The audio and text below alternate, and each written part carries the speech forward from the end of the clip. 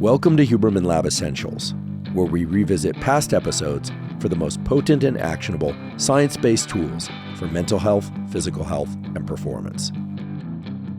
I'm Andrew Huberman, and I'm a professor of neurobiology and ophthalmology at Stanford School of Medicine. Today, we're talking all about habits. In particular, we're going to discuss the biology of habit formation and the biology of how we break habits. Habits are things that our nervous system learned, but not always consciously. Sometimes we develop habits that we're not even aware of until they become a problem, or maybe they serve us well, who knows. But the fact of the matter is that habits are a big part of who we are. In fact, it's estimated that up to 70% of our waking behavior is made up of habitual behavior. So if habits are largely learned, consciously or unconsciously, we have to ask ourselves, what is learning? Well, learning is neuroplasticity. Neuroplasticity is simply the process by which our nervous system changes in response to experience. But at the end of the day, neuroplasticity is about forming new neural circuits, new pathways by which certain habits are likely to occur and other ones are less likely to occur. As many of you are well aware, there are popular books about habits and there's a whole psychological literature about habits. And those two areas point to some very interesting aspects of habits that I think are worth mentioning. First of all is this notion of immediate goal-based habits versus identity-based habits. Immediate goal-based habits are going to be habits that are designed to bring you a specific outcome as you do them. So each and every time you do them. So maybe you're somebody that wants to get more of zone 2 cardio, for instance. That would be an immediate goal-based habit. If your goal is to get that cardio maybe 4 times a week, every time you do it, you could check off a little box and you'd say, okay, I did it. You met the goal. That is different than so-called identity-based habits, where there's a larger overarching theme to the habit, where you're trying to become, quote-unquote, a fit person, or you're somebody who wants to be an athlete or something of that sort. It's where you start to attach some sort of larger picture about yourself or what it means for you to do that habit, where there's both the immediate goal, right? Complete the exercise, complete the session or whatever it is, check off that box, but that you're linking it to some sort of larger goal. Another thing that you'll hear out there in the literature is that it takes 21 days to form a habit. Some people say 18, some people say 21, some people say 30 days, some people say 60 days. So which one is it? Does it depend on the habit that one is trying to form, or does it depend on the person that's trying to form the habit? Well, it turns out that there's excellent peer-reviewed data on this. There's a study published in 2010, first author Lally, L-A-L-L-Y. This study found that for the same habit to be formed, it can take anywhere from 18 days to as many as 254 days for different individuals to form that habit. So for those of you listening, some of you might be thinking, I can't believe that it would take some people 254 days to get into that habit. But as I said, people are highly variable. And if you can't form one habit easily, it doesn't mean that you can't form other habits easily. The mystery of why certain people can form certain habits more easily than others probably has something to do with how well people manage what's called limbic friction. Now, limbic friction is not a term that you're going to find in the formal neurobiological literature or even psychological literature. It's frankly a term that I coined to encompass a number of different pieces of the psychology and neuroscience literature. Limbic friction is a shorthand way that I use to describe the strain that's required in order to overcome one of two states within your body. One state is one of anxiousness, where you're really anxious and therefore you can't calm down, you can't relax, and therefore you can't engage in some particular activity or thought pattern that you would like. The other state is one in which you're feeling too tired or lazy or not motivated. Both of those states, feeling too alert and too calm, if you will, relate to the function of the so-called autonomic nervous system, a set of neurons and hormones and chemicals in your brain and body that act as sort of a seesaw. You're either alert or calm. You're either asleep or stressed. Those two states are not compatible with one another. You've probably heard of wired and tired, but that's really once you've been very stressed for a long time to the point where you're exhausted.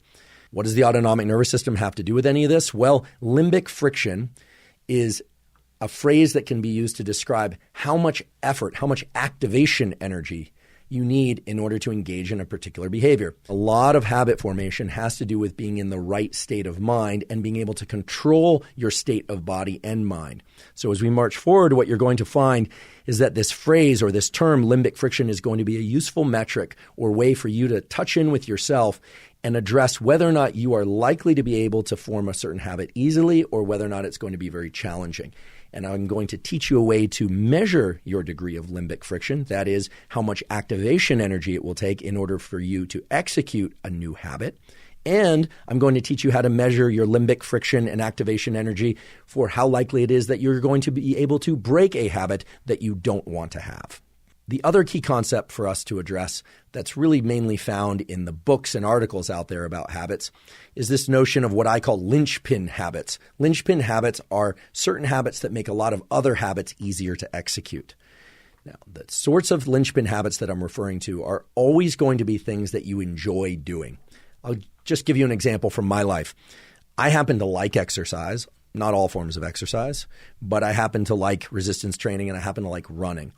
And for reasons that I'll get into a little bit later, I place those activities typically early in the day because of the neurochemistry and the various types of hormones, et cetera, that are associated with performing those activities.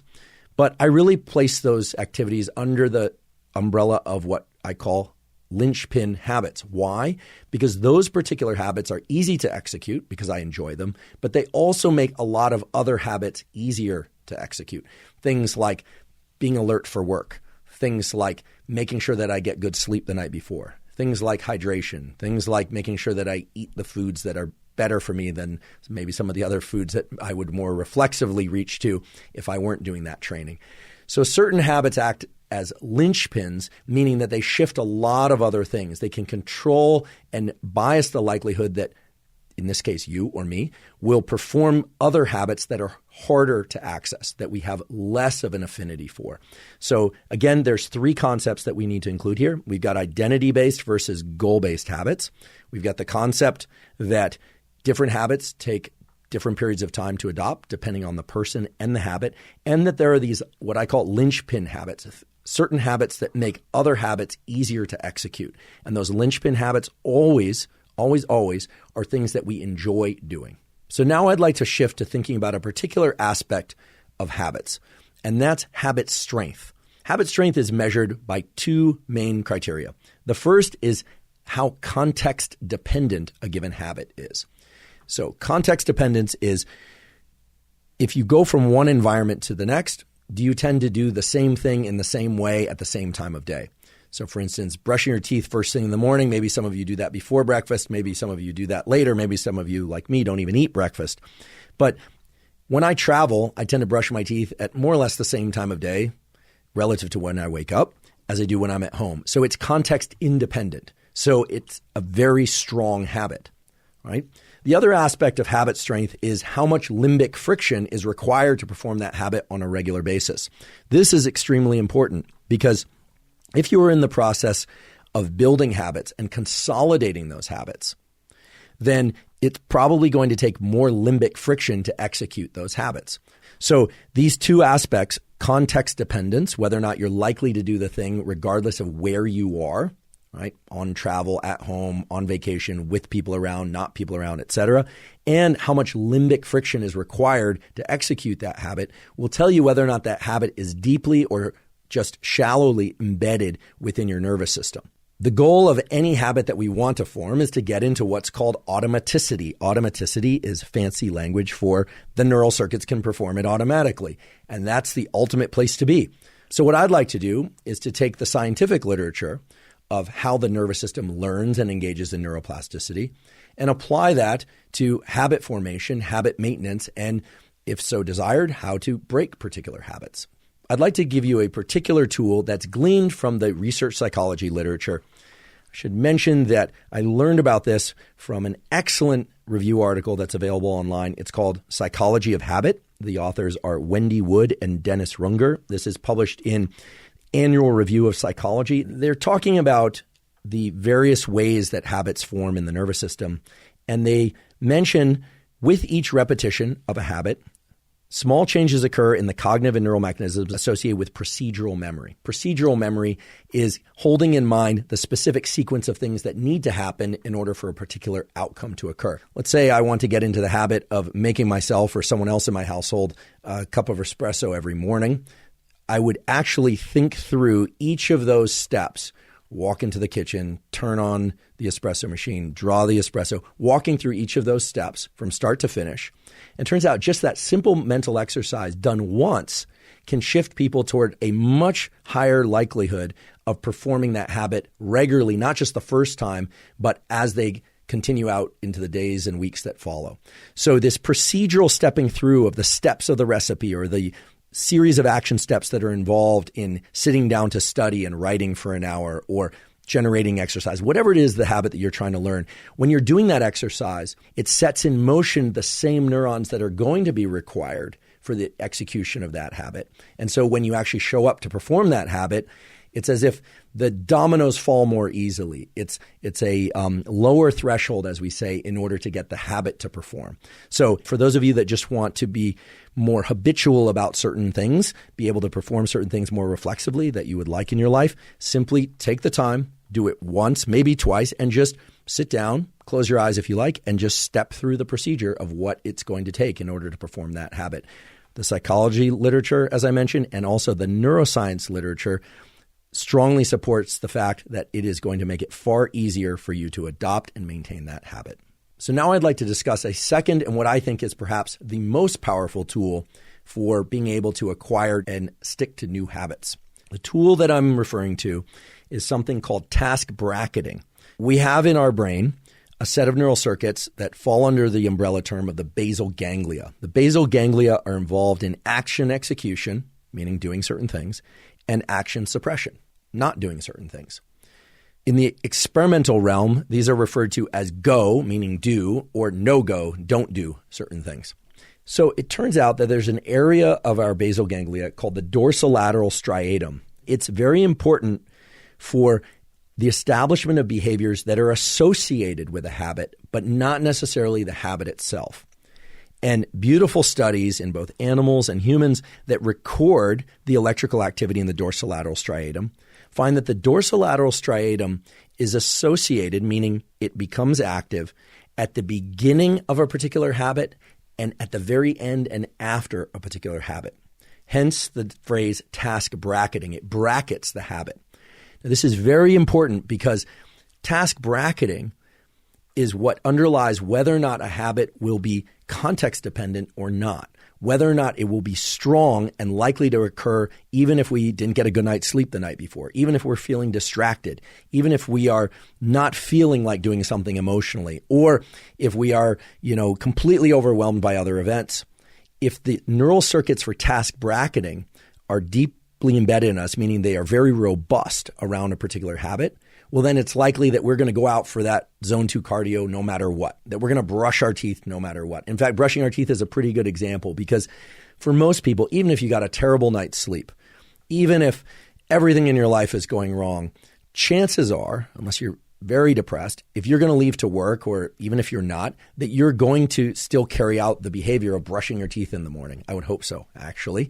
But you are probably less likely to perform particular habits that are not what you deem as necessary. But if you think about it, brushing your teeth, exercise, eating particular foods, maybe engaging socially in particular ways, you are the one that places any kind of value assessment on which ones are essential and which ones are negotiable. So task bracketing sets a neural imprint, a kind of a fingerprint in your brain of this thing has to happen at this particular time of day, so much so that it's reflexive. And as we'll talk about in a moment, there's a way that you can build up task bracketing so that regardless of what it is you're trying to learn, there's a much higher probability that you're going to do that thing. And when I say learn, meaning let's say you're trying to acquire a habit that for you is really challenging. Maybe it's that you're going to write for an hour a day on a book project that you've been thinking about, or you're going to work on mathematics, or you're going to do any sort of thing that for you there's a lot of limbic friction. While it is important to think about the sequence of events that would be required in order to engage in that behavior, that procedural memory visualization exercise we talked about before, that will help. There is a way also that you can orient your nervous system toward this task bracketing process so that your nervous system is shifted or oriented towards the execution of a given habit. So this is sort of like warming up your body to exercise. When the dorsolateral striatum is engaged, your body and your brain are primed to execute a habit, and then you get to consciously insert which habit you want to perform. So in order to leverage the neural mechanisms of task bracketing, in order to increase the likelihood that you're going to perform a particular habit, I have to break it to you that one thing that you've probably heard over and over about habit formation is not true. And what I'm referring to is this idea that if you are very specific about exactly when you're going to perform a particular habit, that you are more likely to perform that habit. And while that is true in the short term, it is not true in the long term. And the reason for that is that our nervous system tends to generate particular kinds of behaviors based not on time, but on our state. Meaning what level of activation is taking place in our brain and body, how much focus we happen to have, how fatigued we are, how energized we are. So while schedules are important, it's not the specific time of day per se that's going to allow you to get into a habit and form that habit and consolidate that habit. Rather, it's the state that your brain and body are in that's important to anchor yourself to. And so now I'm going to present a very straightforward but neurobiologically grounded program by which you can insert particular types of habits that you want to perform at particular phases of the day, not times of day, but in particular phases of the day, because it turns out that particular phases of the day are associated with particular biological underpinnings, chemicals and neural circuits and so forth. It involves dividing the 24-hour days into what I call 3 phases. The first is phase 1, which is 0 to 8 hours after waking up, approximately. The second phase is the 9 to 14, maybe 15 hours after you wake up.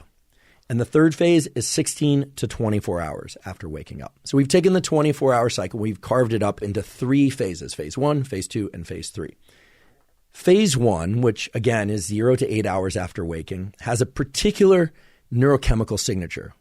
Regardless of what you do, the neuromodulators norepinephrine, as well as epinephrine, so that's noradrenaline and adrenaline, as well as the neuromodulator dopamine, tend to be elevated during that first 0 to 8 hours after waking. But in that first phase, your whole system is action and focus oriented. And we know that when you are action and focus oriented, and because of the neurochemicals that are naturally released into your brain and body, that you will be more likely to overcome any limbic friction that stands in the way of performing particular habits.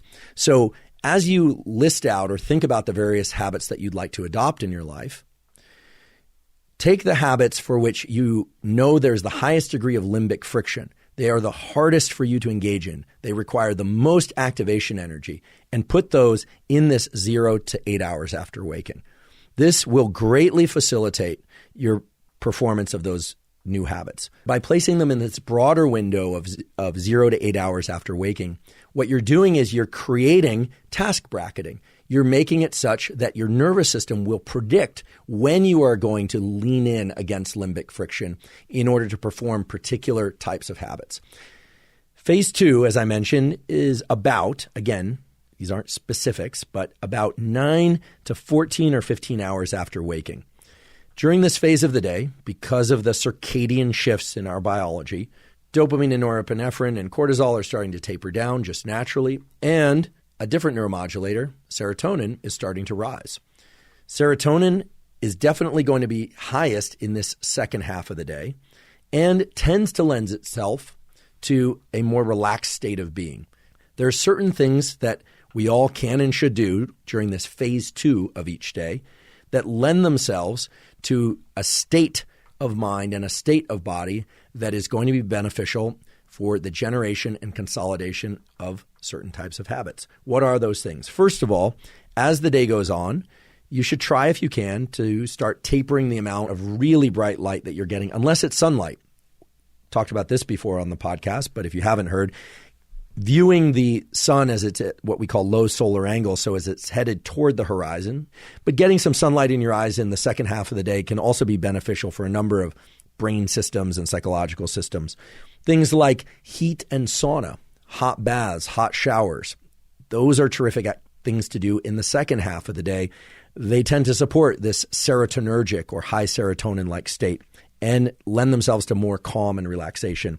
Basically, this phase 2 of the day is one in which you're alert, you are present, you are working, you are engaging socially, you're cooking dinner, probably paying attention to a number of things, but you should really be trying to taper off your stress level. So how do you leverage phase 2 of the day for habit formation? Well, given what we know about the neurochemistry of learning and memory, given what we know about task formation and its reliance on certain forms of neuroplasticity, this second half of the day is a terrific time to take on habits and things that you're already doing that require very little override of limbic friction. So these might be things that you could categorize in common terms as kind of mellower activities. It might be journaling. It might be that you already are performing music, or I should say practicing music regularly, or you're trying to learn a language, something that's a little bit challenging but doesn't require a ton of energy in order to override that limbic friction. One of the hallmark features of those basal ganglia circuits for go and no-go is that they are associated with certain neurochemicals, dopamine and serotonin, acetylcholine, and other neurochemicals. And by placing particular habits at particular phases of the day, those neurochemical states start to be associated with the leaning in and the process of beginning and, as I mentioned, ending those particular habits. And in doing so, they shift the whole nervous system toward being able to predict that certain things are going to happen at particular times of day, that you're going to be leaning very hard against limbic friction early in the day in phase 1, and that you're going to be doing things that require less conscious override of limbic friction in phase 2. And in doing so, set up this task bracketing system so that the individual habits that you're learning or that you're trying to learn have a much greater probability of being executed and consolidated, meaning that pretty soon they will just naturally become reflexive. Phase 3 of the 24-hour schedule runs from about 16 to 24 hours after waking. During that period of time, there are a few things that are going to support being in a state of mind, state of body, that are going to allow neuroplasticity to occur, that are going to allow the rewiring that you've triggered during the waking part of the day to actually take place. Those things are very low to no light, meaning keeping your environment very dark or very, very dim. I don't think it's necessary to sleep in a room that's complete blackness, but for most people, keeping the room dark and keeping the room temperature low is very beneficial for getting and staying in deep sleep. A lot of people recommend putting a gap between your final bite of food and when you go to sleep at night. Some people say that gap should be 4 hours. Other people say 2 hours. If you're me, I generally have something, within 2 hours or 90 minutes of going to sleep, but it's not a big meal. But that's just me, and I fall asleep and stay asleep fine with that. What if you wake up? The way I've cast phase 3 is that you're supposed to be in this deep slumber. You're not supposed to wake up at all. You're supposed to be in low light, and your brain is rewiring, and those habits are getting consolidated, etc. Well, if you're like me, you probably get up once in the middle of the night. Perfectly normal. But a lot of people have trouble falling back asleep. Very important if you get up in the middle of the night to use a minimum of light in order to navigate your surroundings, just as much as you need in order to safely do so, because light inhibits the hormone melatonin, can make it very hard to fall back asleep if you inhibit melatonin. Again, neuroplasticity is the basis of habit formation, and neuroplasticity and the rewiring of neural circuits happens in these states of deep sleep. So if you're not obeying this phase 3, if you're not giving phase 3 the materials it needs, and you're not avoiding the certain things like caffeine and bright light and stress during phase 3, you're simply not going to be able to build those habits that you've been working so hard to trigger in phase 1 and phase 2 of the day. I fully acknowledge that many of the things that I've listed out here are things that I've encouraged people to do in previous episodes of the podcast and elsewhere. But really, this is about habit formation. And the whole reason for placing particular types of behaviors at particular phases of the day is to set a framework for that task bracketing. Again, task bracketing and those circuits of the basal ganglia indicate that it's not just the neural circuits that are engaged by the task itself, but the neural circuits that are engaged before and after that task execution. That's what gets consolidated. So when you do things at particular phases of the day, under particular conditions of neurochemistry, what you're doing is you're giving the brain a very predictable set of sequences that during sleep, it can start to put into your hard drive, if you will. It can really program it into your nervous system so that within a short period of time, hopefully within 18 or maybe even 6 days, or who knows, maybe even fewer days, you'll find that executing those behaviors is very, very straightforward for you, and that you won't have to feel so much limbic friction or override so much limbic friction. Some of you are probably asking, okay, if I perform a particular habit during phase 1, and then I do other habits during phase 2, and I eventually get to the point where I'm engaging in those habits in a pretty effortless way, do I keep them in the same phase of the day?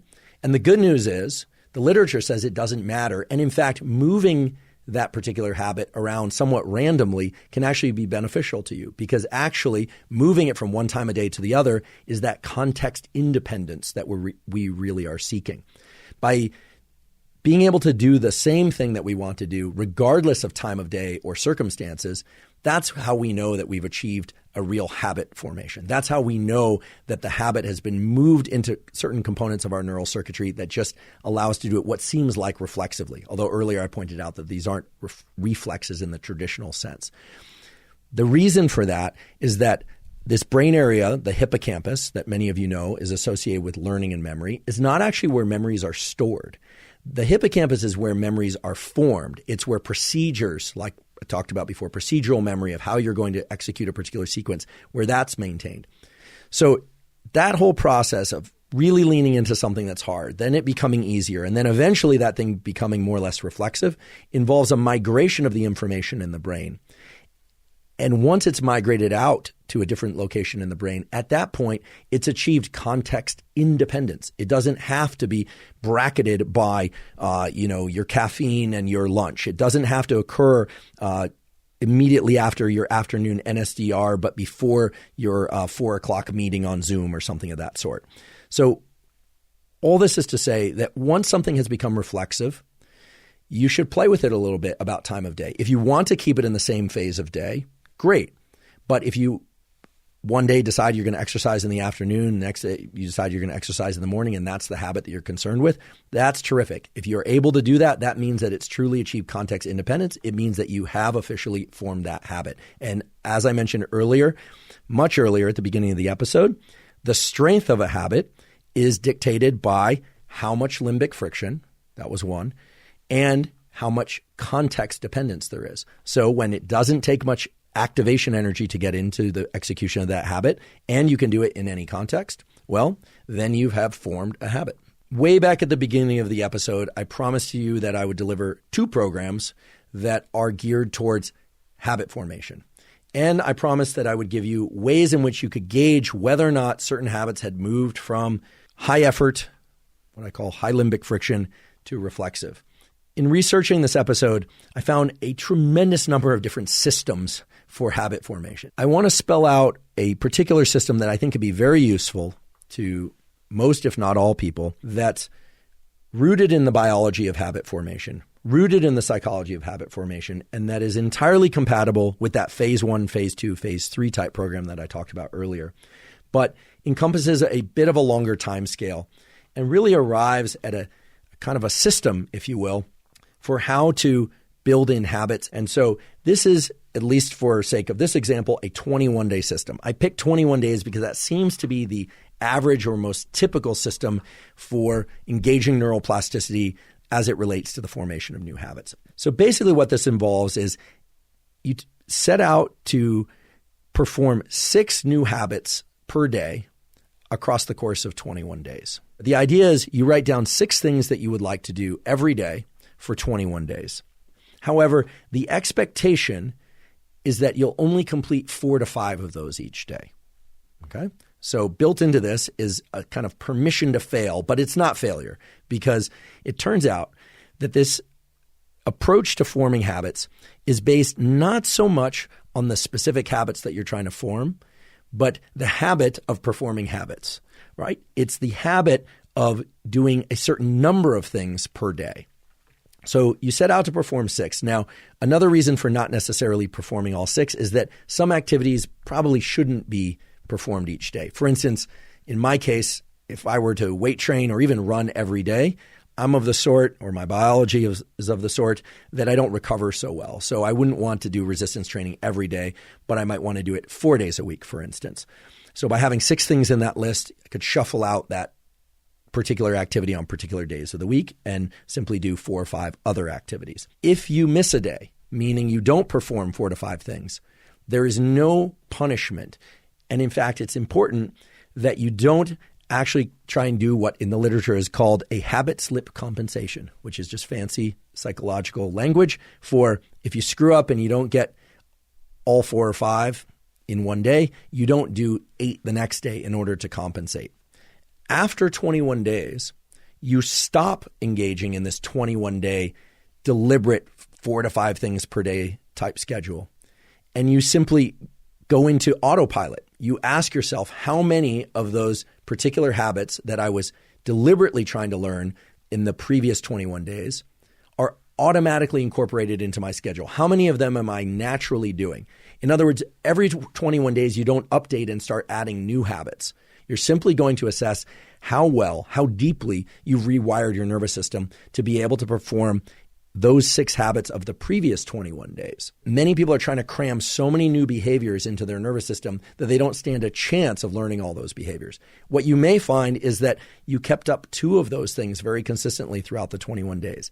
And perhaps there was one of them that you did sporadically, and that there were 3 others that, frankly, you didn't manage to execute. You may also be one of these people, one of these mutants, that sets out to do 6 new things per day for 21 days and performs every single one of them. Terrific. More power to you. In that case, for the following 21 days, let's see whether or not you can continue to perform those very same 6 things every day for 21 days. And then, and only then, would you want to add more habits in. So you could repeat this 21-day process, 21 days of new habit, 21 days of testing those new habits as whether or not they're reflexive or not. The idea is that this isn't something that you're doing all year long. It's that you, perhaps starting the new year, or regardless of when you're listening to this, you set out to make that 21-day really the stimulus period in which the habits get wired in. And then the following month, and maybe even the following months or periods of 21 days, are really the kind of thermometer or the test bed of how well you've embedded those particular habits. And if indeed you want to continue to add new habits, or you find that certain habits that you weren't able to embed in your nervous system and make reflexive, you want to then bring those in, fantastic. But it's only once you've achieved all those 6 habits as reflexive that you would move forward. And the fact that habit slips, missing of particular habits and not doing all 6 is kind of built into the system, I think makes it a very reasonable one. It's very adaptable to the real world. And I think it's one that, provided you obey the phase 1, phase 2, phase 3 type system that we talked about earlier, if you do that, I think there's a very high probability that the habits that you try and form will achieve this context dependence, and that it will take progressively less and less limbic friction to perform them. Thus far, we've almost exclusively been discussing how to form habits. But what about breaking habits? Certainly many people out there would like to break habits that they feel don't serve them well. One of the challenges in breaking habits is that many habits occur very, very quickly. And so there isn't an opportunity to intervene until the habit has already been initiated and in some cases completed. So it turns out that the key to generating long-term depression in these pathways is actually to take the period immediately following the bad habit execution. And in that moment, capture the sequence of events, not that led to the bad habit execution, but actually to take advantage of the fact that the neurons that were responsible for generating that bad habit were active a moment ago, and to actually engage in a replacement behavior immediately afterward. So let's give it an example. Let's say you find yourself, you're trying to do focused work, you pick up your phone, you're disappointing yourself for picking up your phone. You could, of course, just put it down and re-engage in the work behavior. But if you were good at that, then you probably wouldn't have done it in the first place. And so what turns out to be very effective is to go engage in some other positive habit. This has 2 major effects. The first one is you start to link in time the execution of a bad behavior to this other good behavior. In other words, you start to create a kind of a double habit that starts with a bad habit and then ends with a good habit. So as I mentioned before, this might seem counterintuitive. You might think, why would I want to reward the execution of a bad habit with a good habit? I don't want to reward myself for the bad habit. habit. But really what you're trying to do is you're trying to change the nature of the neural circuits that are firing so that you can rewrite the script for that bad habit. And so when people have applied this kind of approach, it removes the need to have constant conscious awareness of one's own behavior prior to that behavior, which is very, very difficult to achieve. Rather, what they find is that they are able to engage in remapping of the neural circuits associated with bad habits in ways that are very, very straightforward, right? Because you can always identify when you've done the thing you don't want to do and then tack onto that something additional that's positive. Now, the nature of that positive thing is important. You don't want it to be something that's very hard to execute. You want it to be something that's positive and fairly easy to execute so that you're not struggling all the time to insert this on top of this bad behavior, whatever that bad behavior might happen to be. And of course, I want to acknowledge that breaking bad habits is really hard. So today we've covered a lot about the biology and psychology of habit formation and habit breaking. My hope is that today you've learned both the biological mechanisms and the practical tools by which you can start to establish habits that for you deem adaptive, healthy, and that are going to support you in your goals, and that you can start to dismantle some of the habits that you find to be unhealthy or maladaptive for you and for your goals.